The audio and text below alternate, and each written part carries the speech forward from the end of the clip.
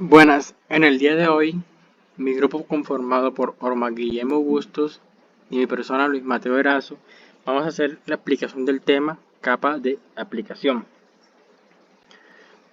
Vamos a comenzar por los siguientes ítems, que son los que vamos a desarrollar en esta exposición. Primero es una pequeña definición sobre la capa de aplicación. Segundo, la comparación del modelo OSI y el modelo TCP/IP. Tercero, protocolos de la capa de aplicación. Cuarto, definición y funcionamiento de HTTP y HTTPS. Y quinto, la definición y funcionamiento de DNS. Comenzamos con la definición de la capa de aplicación. La capa de aplicación es la séptima y más alta del modelo OSI y la cuarta capa del modelo TCP/IP, los cuales vamos a ver en la segunda sección. Esta capa proporciona servicios de red directamente a las aplicaciones de usuario y gestiona la interacción entre el software de aplicación y la red. Se encarga de la interfaz con el usuario final y facilita las operaciones de comunicación de datos en diversas aplicaciones como navegadores web, correo electrónico y servicios de transferencia de archivos. Vamos a explicarles un ejemplo básico de cómo funciona la capa de aplicación. Por ejemplo, al navegar por internet con HTTP o HTTPS, tenemos el siguiente escenario. Si queremos buscar información sobre un tema en internet usando cualquier navegador web como Chrome o Safari, tenemos los siguientes pasos. Primero, abrir el navegador web. Abra su navegador web y escriba www.wikipedia.org en la barra de dirección. Segundo, tenemos la solicitud, ya sea HTTP o HTTPS. El navegador envía esta solicitud HTTP y si es con una conexión segura, va a enviar una solicitud HTTPS al servidor de Wikipedia para pedir la página web. Tercero, tenemos la respuesta del servidor. El servidor de Wikipedia recibe la solicitud y envía de vuelta a la página web solicitada al navegador. Y cuarto y último, tenemos la visualización de la página. Nuestro navegador recibe la respuesta y muestra la página de Wikipedia en nuestra pantalla. Entonces, ¿qué sucede en la capa de aplicación en este ejemplo? Primero tenemos el protocolo utilizado. Para esto se utilizan dos protocolos, que es el HTTP o el HTTPS, que es el más utilizado comúnmente porque tiene más seguridad. Segundo tenemos lo que es la función del protocolo. Se define cómo se formatean y envían las solicitudes y respuestas web. HTTPS incluye cifrado para mayor seguridad, como ya se los había mencionado anteriormente. Tercero tenemos el puerto usado. Entonces, como ya sabemos, HTTP usa el puerto 80, que es el designado, y HTTPS usa el puerto 443. El protocolo de transporte HTTP y HTTPS utilizan TCP para asegurar que los datos se entreguen de manera confiable. Entonces, en resumen del proceso en términos de la capa de aplicación, tenemos que el navegador, siendo una aplicación de usuario, utiliza el protocolo HTTP o HTTPS para comunicarse con el servidor web de Wikipedia. Y también la capa de aplicación maneja la solicitud del navegador y la respuesta del servidor, facilitando la comunicación y entrega de la página web que deseamos ver.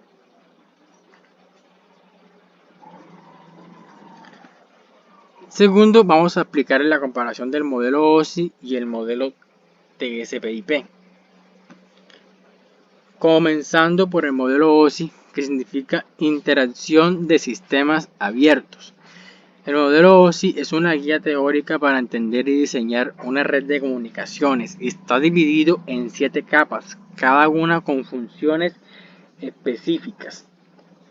Tenemos la primera capa, que es la capa física. Transmite bits a través de un medio físico, por ejemplo, cables u ondas.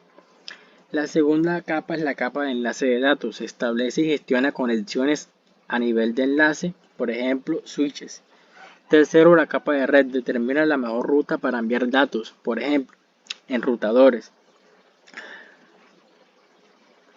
Cuarto, la capa de transporte asegura la transferencia de datos sin errores entre los dispositivos, por ejemplo, TCP, UDP.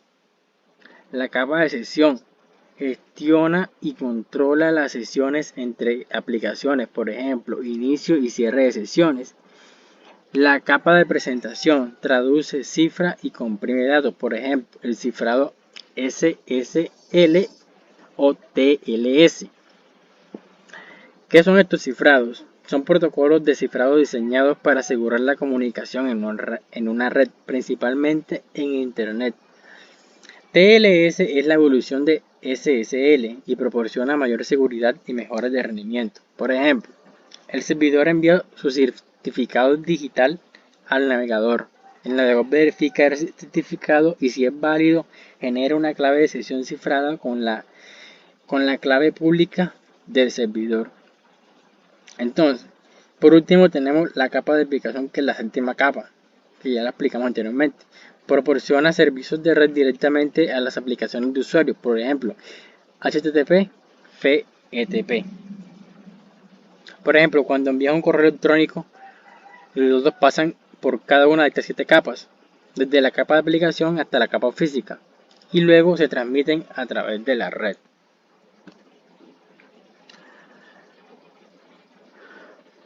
Ahora veremos lo que es el modelo TCP/IP.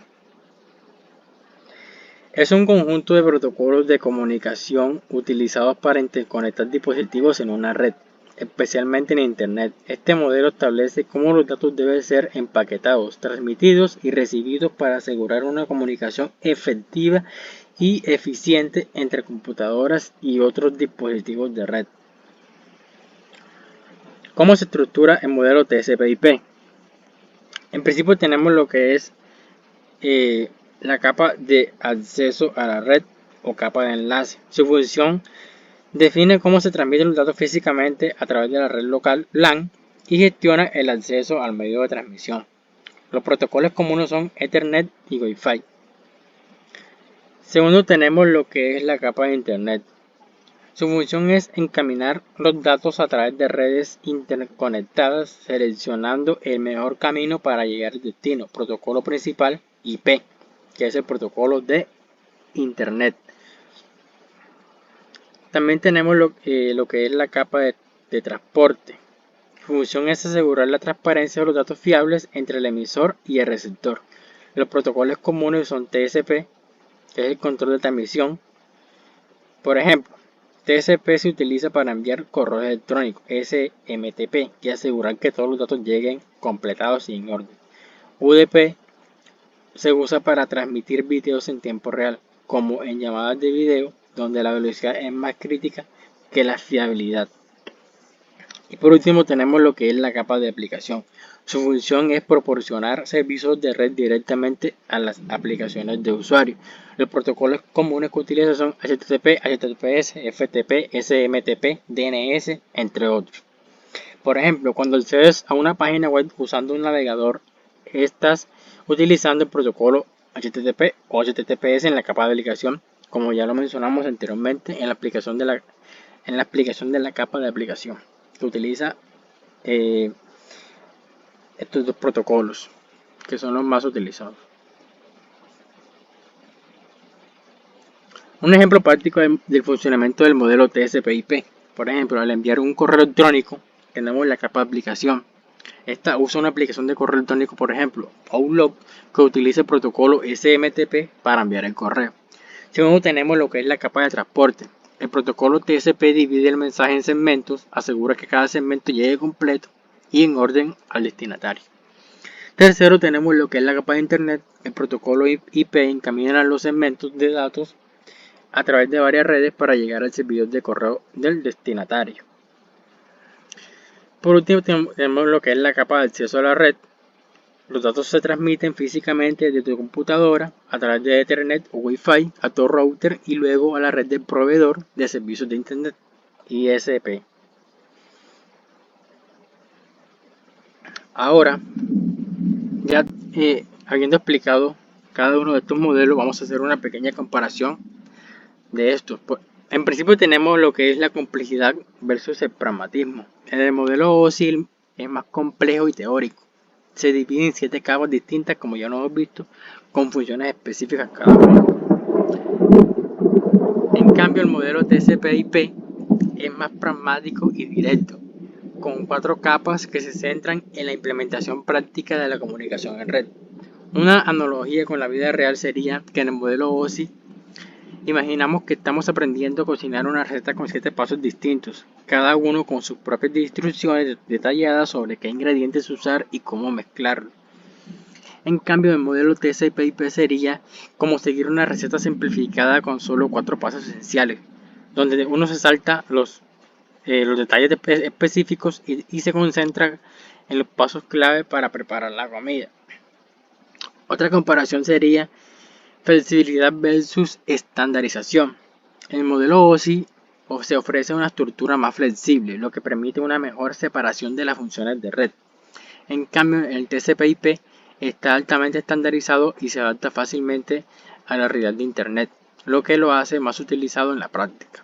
Una analogía sería que en el modelo OSI, si estamos construyendo una casa con un conjunto flexible de herramientas que te permiten personalizar cada detalle, desde el diseño hasta los materiales utilizados en la construcción. En cambio, en el modelo TCP/IP sería como utilizar un conjunto estandarizado de herramientas básicas que son fáciles de usar y que están disponibles en cualquier tienda de mejoras para el hogar, lo que nos permite completar rápidamente nuestro proyecto sin necesidad de personalizar cada aspecto.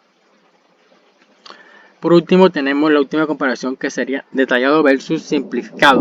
En el modelo OSI nos proporciona un marco detallado que facilita la comprensión de cómo funciona cada aspecto de la red. En cambio, en TCP/IP es más simplificado y se centra en los aspectos esenciales para comunicación efectiva en Internet. Una analogía para esta comparación sería que en el modelo OSI, si estamos aprendiendo a jugar un videojuego con un manual de instrucciones detallado que explica todas las mecánicas del juego, desde los controles hasta las estrategias avanzadas. En cambio, en TCP/IP sería como empezar a jugar el mismo videojuego con solo las instrucciones básicas para movernos y atacar, permitiéndonos comenzar rápidamente sin necesidad de comprender todos los aspectos técnicos del juego. Estas serían las comparaciones entre estos dos modelos, que son muy importantes en la red. Siguiente, vamos a explicarles el tercer punto, que es los protocolos de la capa de aplicación. A continuación se presenta una tabla con los protocolos de la capa de aplicación, con su definición, las características, los puertos que utilizan y el protocolo de transporte asociado, TCP o UDP.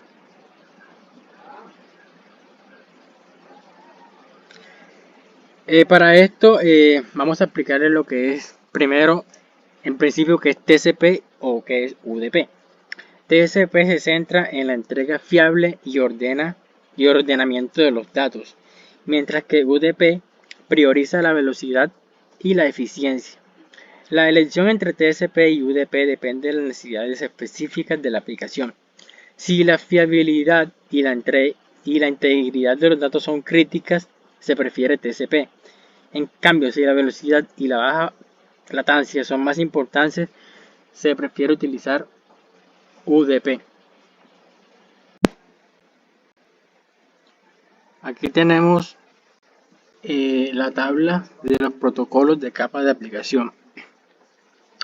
En primer lugar tenemos los dos protocolos principales, que son el HTTP y el HTTPS. Descripción del HTTP sería navegar por internet. Cuando escribimos, por ejemplo, www.google.com, en nuestro navegador se utiliza HTTP para pedir la página. La característica de este es que no es cifrado, la comunicación básica es básica entre páginas web, utiliza el puerto 80 y el protocolo de transporte es el TCP. En cambio, el HTTPS, por ejemplo, al comprar en línea, al hacer una compra en Amazon, se utiliza HTTPS para asegurar de que nuestra información de pago esté bien protegida. Entonces, la característica de este es que el cifrado es con SSL o TLS. Asegura la privacidad y seguridad. Utiliza el puerto 443 y el protocolo de transporte es el TCP. Otro protocolo es el DNS. Por ejemplo, buscar una web. Cuando escribimos, por ejemplo, www.youtube.com, el DNS convierte este nombre en una dirección IP para que pueda acceder al sitio. permitiendo que nuestro navegador encuentre y cargue la página. La característica es que es la traducción de nombres a IP, esencial para navegar en Internet. Utiliza el puerto 53 y el protocolo de transportes UDP, y también puede utilizar el protocolo de transportes TCP para consultas largas. El otro protocolo es DHCP. Por ejemplo, al conectarnos a Wi-Fi, al conectarse a Wi-Fi, a una red Wi-Fi en una cafetería, DHCP te asigna automáticamente una dirección IP para que podamos navegar por Internet. Entonces, la característica esta sería asignación automática de IP, y su configuración es sencilla de la red. Utiliza puertos 67 y 68. Y el protocolo de transporte es UDP. En este caso vemos que es UDP, ya que no le importa tanto la seguridad de los datos, sino la agilidad de estos. Otro protocolo es el Telnet. Una descripción de este sería acceso remoto a una computadora. Por ejemplo, usado para acceder a un servidor antiguo sin cifrado desde nuestra computadora. La característica es que el acceso es remoto y no tiene seguridad. Utiliza el puerto 23 y el protocolo de transporte es TCP. Tenemos también el CSH. Por ejemplo, administrar un servicio de forma segura. Accede a tu servidor desde cualquier lugar con seguridad. Por ejemplo, para actualizar software, que lo vemos básicamente constantemente en nuestra computadora o en nuestro celular. La característica es que es cifrado, asegura la comunicación remota. El puerto es el 22 y el protocolo de transporte es el TCP. También tenemos el POP o POP. Por ejemplo, al recibir correo electrónico usado por una aplicación de correo que descarga y elimina el correo del servidor. La característica es que descarga correos y elimina del servidor. Utiliza el puerto 110 y el protocolo de transporte es el TCP. Seguimos con el SMTP.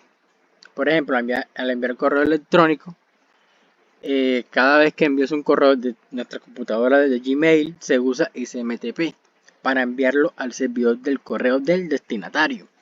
La característica es que es el envío de correo sin cifrado y es por defecto. Utiliza el puerto 25 y el protocolo de comunicación el TCP. También tenemos el IMAP. Por ejemplo, acceder a correos desde varios dispositivos, lee correos en nuestro teléfono y computadora sin descargarlos, manteniendo los correos sincronizados. La característica de esto es que es el acceso a correos en el servidor, la sincronización entre dispositivos. Utiliza el puerto 143 y el protocolo es el TCP. Seguimos con el RIP, redes locales pequeñas, usado para compartir rutas en una red pequeña, como en una oficina con pocos computadores. La característica de esto es el enrutamiento sencillo, limitando a redes pequeñas. El puerto es el 520 y el protocolo es UDP. El BGP, Internet Global, usado por grandes proveedores de Internet para decidir la mejor ruta para el tráfico de datos en la red global. El enrutamiento entre sistemas automáticos y la escalabilidad son las principales características. Utiliza el puerto 179 y el protocolo de comunicación el TCP. Seguimos con el SNMP, monitorear dispositivos de red, usado por administradores de red para monitorear y administrar routers y switches en una empresa. Su característica es el monitoreo y gestión de dispositivos y la recolección de datos. Utiliza el puerto 161 y 162 con el protocolo UDP. Seguimos con el FTP, subir archivos a un servidor. Por ejemplo, cuando subes tu sitio web a un servidor de hosting, usas FTP para transferir los archivos. Entonces, su principal característica es la transferencia de archivos y la autenticación básica. El protocolo es el 21 de control y el 20 de datos. Estos son los puertos, 21 de control y 20 de datos. Se utiliza el TCP. Por último tenemos el TFTP, actualizar firmware de un router. Es usado para transferir archivos pequeños y simples sin necesidad de autenticación, como cuando actualizas el firmware de un router. Su principal característica es la transferencia simple y rápida sin autenticación. Utiliza el puerto 69 y para esto se utiliza el protocolo UDP. Aquí tenemos varios ejemplos. El primero de HTTP o HTTPS, ya lo expliqué anteriormente, que es cuando HTTP es cuando se visita Wikipedia o cualquier otro link. ¿No? Tu navegador usa HTTP para solicitar y recibir en la página web. HTTPS es cuando accedes con https://www.facebook.com. Un ejemplo, este será un ejemplo. Asegura que nuestra conexión esté cifrada y nuestros datos estén protegidos. Segundo, en el DNS tenemos cuando escribimos, por ejemplo, www.twitter.com en nuestro navegador.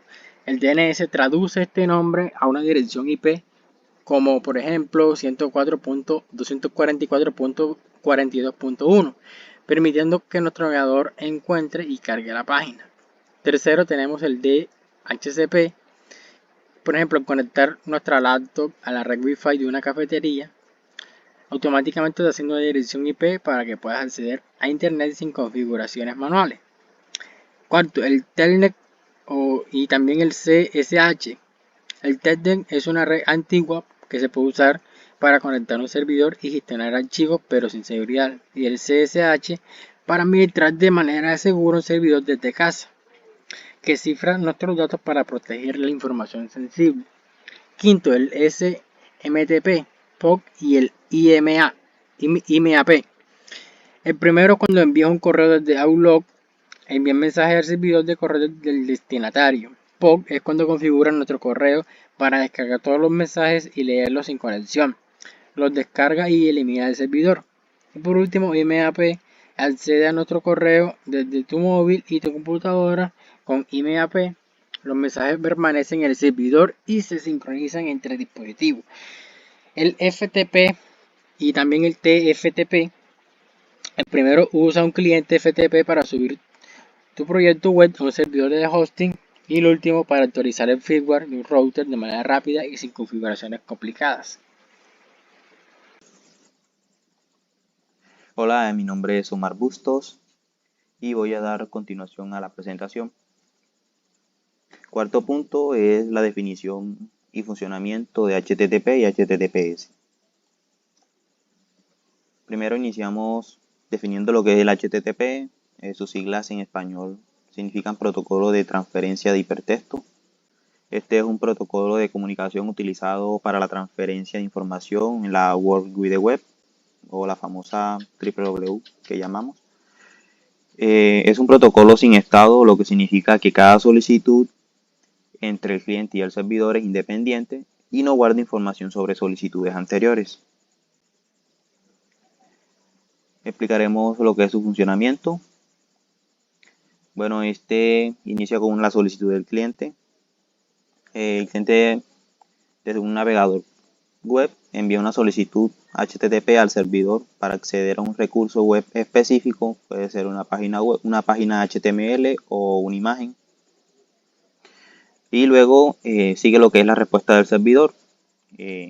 Este procesa la solicitud y devuelve una respuesta HTTP al cliente, que puede contener el recurso solicitado, junto con un código de estado que indica si la solicitud fue exitosa o si no lo fue.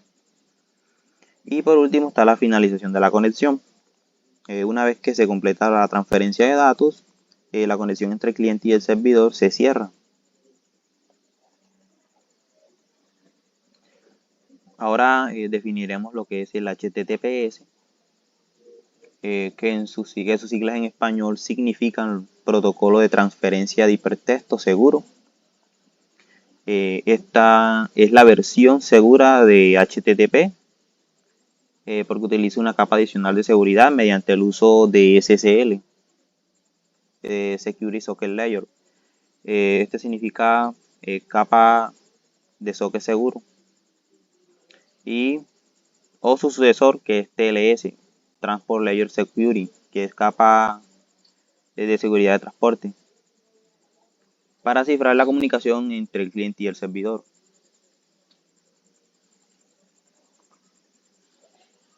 Es el funcionamiento del HTTPS. Primero ocurre lo que es el establecimiento de la conexión segura. Cuando un cliente intenta acceder a un sitio web mediante HTTPS, se establece una conexión segura utilizando un proceso llamado handshake o apretón de manos, SSL TLS. Durante este proceso, el servidor presenta un certificado digital que contiene una clave pública. Luego sigue lo que es el cifrado de datos. Una vez que se establece la conexión segura, todos los datos que se transmiten entre el cliente y el servidor se cifran usando algoritmos de cifrado simétrico. Esto asegura que cualquier información transmitida como contraseñas o datos de tarjetas de crédito van a estar protegidas contra la interceptación. Luego está lo que es la autenticación del servidor. El certificado digital presentado por el servidor durante el handshake SSL-TLS también permite también permite al cliente verificar la autenticación del servidor, asegurando que esté comunicándose con el servidor correcto y no con un impostor.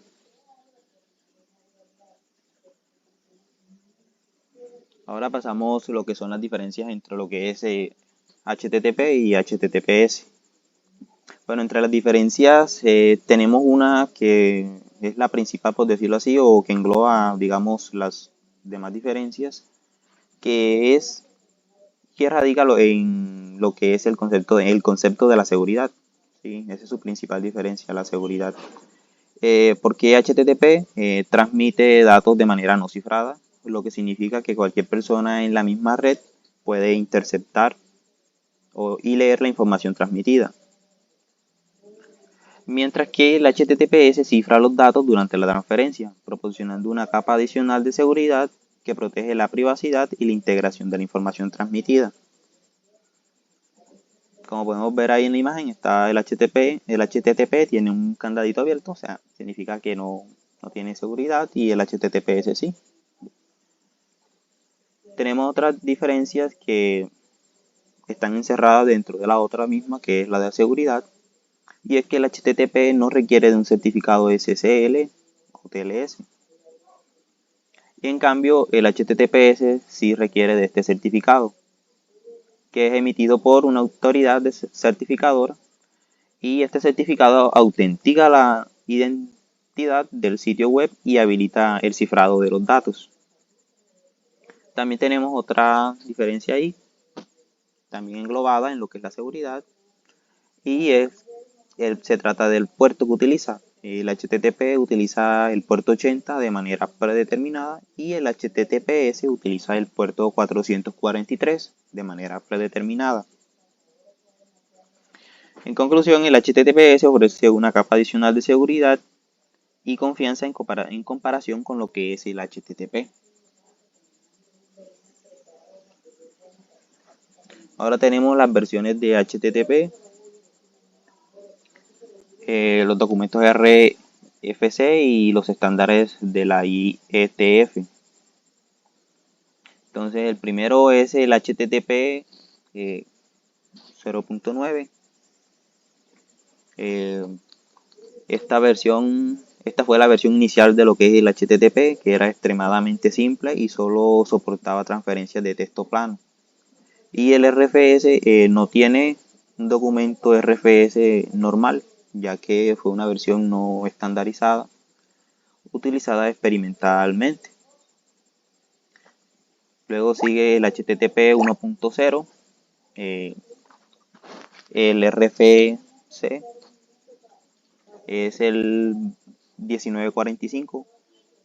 Su fecha fue en mayo de 1996. Tiene como las características que introdujo los métodos GET, POST y HEAD y soportaba versiones básicas de los encabezados HTTP. Sin embargo, cada conexión se cerraba después de una única solicitud o respuesta, lo que limitaba la eficiencia.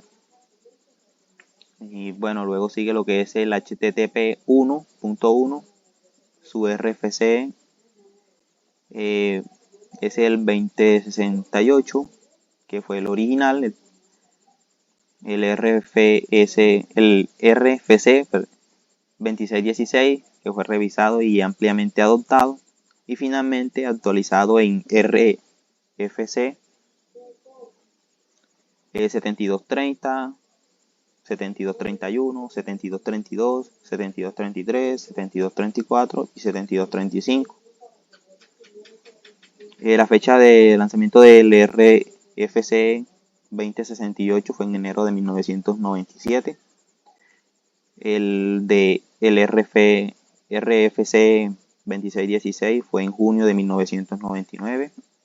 Y la serie de los RFC de 723, 7231, 7232 hasta el 7235 fue en junio de 2014. Las características de estos es que mejoró significativamente la eficiencia con conexiones persistentes, Keep Alive, soporte para transferencias por trozos, Chunked Transfer Coding, caché mejorado, manejo de errores más robustos y más métodos HTTP. Después sigue el HTTP2. El RFC es el 7540. Su fecha fue en mayo de 2015 y tiene características como que introdujo una multiplexación de solicitudes y respuestas en una única conexión, la comprensión de encabezados, priorización de solicitudes y un mejor manejo de los recursos, y que está diseñado para ser más eficiente y reducir la latencia en la web. Y por último tenemos el HTTP3.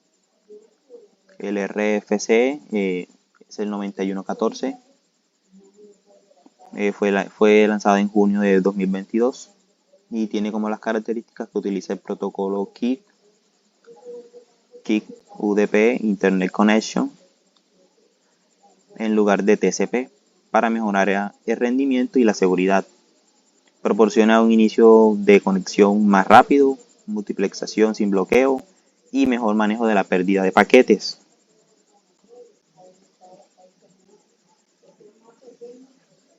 Luego continúo con lo que son los métodos HTTP. Los principales métodos HTTP incluyen lo que es el GET, solicita datos de un recurso específico del servidor. El HEAD, que es similar a GET, pero solicita solo los encabezados del recurso sin su cuerpo. El POST, que envía datos al servidor para ser procesados, como enviar un formulario en una página web. El PUT, que actualiza un recurso existente en el servidor, como los datos proporcionados. Está el delete, que elimina un recurso específico del servidor. El connect, y establece una conexión en el servidor a través de un proxy. Está el options, que solicita información sobre las opciones y capacidades de comunicación disponibles para el recurso. El trace solicita que el servidor devuelva un rastreo de la ruta de la solicitud, lo que puede ser útil para la depuración. Y el patch, que aplica modificaciones parciales a un recurso. Ahora continuamos con lo que es el HTTPS, cifrado, criptografía simétrica y asimétrica, clave pública y clave privada. En el cifrado El HTTPS utiliza cifrado simétrico y asimétrico para proteger la conexión entre lo que es el cliente y el servidor. La criptografía simétrica utiliza una sola clave compartida entre el cliente y el servidor para cifrar y descifrar los datos. Ejemplo, incluyen AES, Advanced Encryption Standard, y 3DS, Triple Date Encryption Standard. Está la criptografía asimétrica. Esta utiliza un par de claves, una pública y otra privada, para cifrar y descifrar los datos. La clave pública se utiliza para cifrar los datos antes de enviarlos, y la clave privada los utiliza para descifrarlos en el servidor. Ejemplos incluyen lo que es el RSA y Diffie-Hellman. Y por último está lo que es la clave pública y la clave privada. El servidor presenta su certificado digital que contiene su clave pública al cliente durante el handshake SSL, TLS. Y el cliente utiliza esta clave pública para cifrar los datos antes de enviarlos al servidor. El servidor utiliza su clave privada para descifrar los datos recibidos del cliente. Ahora seguimos con el quinto punto, que es la definición y funcionamiento de DNS. Bueno, el DNS, sus siglas son Domain Name System, que es un sistema de dominio de nombres. Este sistema es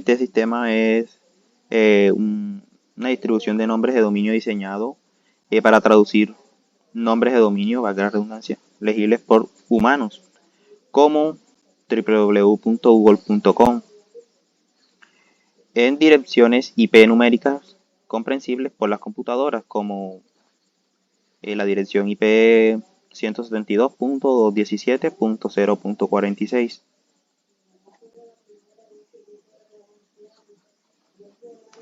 El funcionamiento de DNS.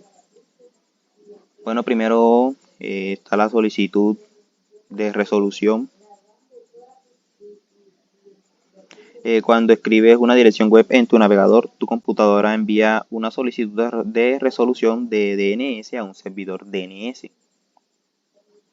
Luego se da la búsqueda en caché local. El servidor DNS local busca en su caché local para ver si ya tiene la dirección IP correspondiente almacenada. Después se da lo que es la consulta a los servidores autoritativos. Si la información no está en la caché local, el servidor DNS local envía la solicitud a los servidores DNS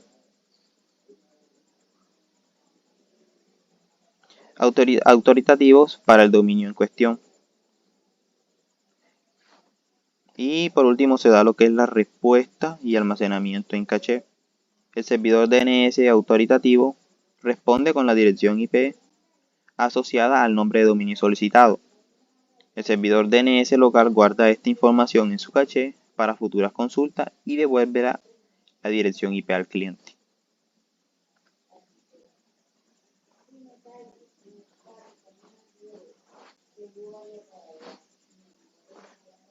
Ahora seguimos con la jerarquía de dominios. Bueno, los nombres de dominios se organizan en una estructura jerárquica con el nivel más alto, que son los dominios de nivel superior, y seguido de los dominios de nivel inferior, que son los dominios, y así sucesivamente. Bueno, dominios y subdominios, dominios de alto nivel.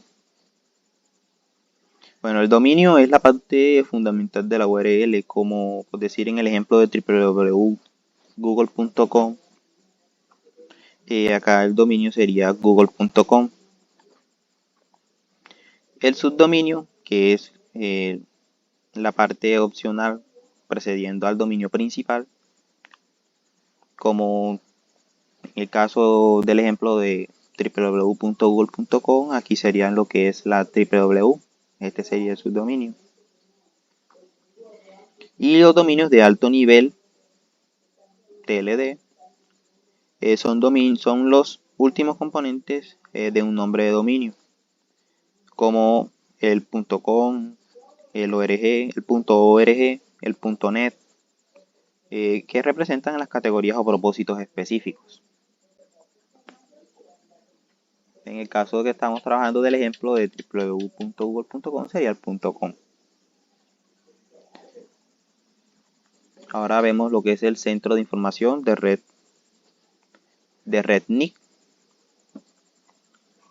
Este es una organización responsable de asignar y gestionar a los recursos de Internet en una región específica. Por ejemplo, el registro de Internet para América del Norte, Internic, es responsable de la asignación de direcciones IP y nombres de dominio en América del Norte. La estructura DNS, servidores raíz, IANA. Estructura DNS. Bueno, esta está organizada en una jerarquía de servidores que se encargan de traducir nombres de dominios en direcciones IP. Los root servers o servidores RAID son los servidores DNS de nivel superior que almacenan información sobre los servidores de nombres autoritativos para los TLD. Hay 13 servidores raíz en todo el mundo. Y el IANA, Internet Assigned Numbers Authority, es la autoridad responsable de coordinar la asignación de nombres de dominio, direcciones IP, números de puerto y otros parámetros de protocolo a nivel global. ¿Cómo funciona DNS? ¿Cómo se escala una consulta DNS? Bueno, cuando un servidor DNS no tiene información en su caché local, realiza consultas recursivas o iterativas a otros servidores DNS para obtener la respuesta. Para escalar una consulta DNS se implementan técnicas como la caché local, la recopilación de servidores DNS y la distribución geográfica de servidores raíz y autoritativos. Utilización de Nslookup. Bueno, Nslookup es una herramienta de línea de comandos que se utiliza para consultar servidores DNS para obtener información sobre nombres de dominio y direcciones IP.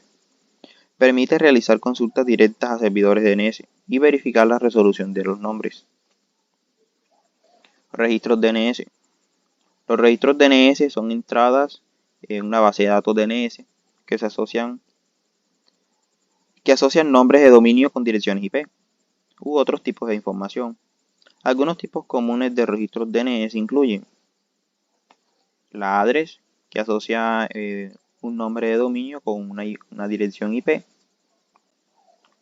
El CNAME o el canonical, que traduce o que sus siglas son canonical name, asocia un alias de dominio con el nombre de dominio canónico.